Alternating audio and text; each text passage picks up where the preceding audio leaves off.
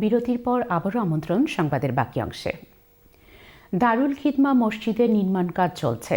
লন্ডনের স্টেপনি গ্রিনের Rosalind green হল নামক ঐতিহাসিক চার্চ, মসজিদ এবং মাদ্রাসার জন্য 1.9 মিলিয়ন পাউন্ডে ক্রয় করে দারুল খিদমা মসজিদের কাজ আরম্ভ হয়েছে।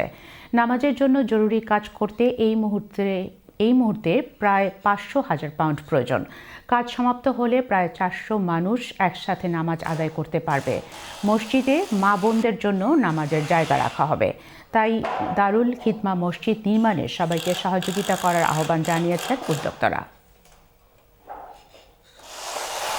দারুল খিদমা স্টেপনি একটি মসজিদ, যেখানে আল্লাহ সুবহানাহু ওয়া তাআলার অসংখ্য নিয়ামত এই বিল্ডিংটার মধ্যে আল্লাহ তাআলা দান করেছেন। আমরা গত বছর আপনাদের কাছে 2 মিলিয়নের আপিল রেখেছিলাম।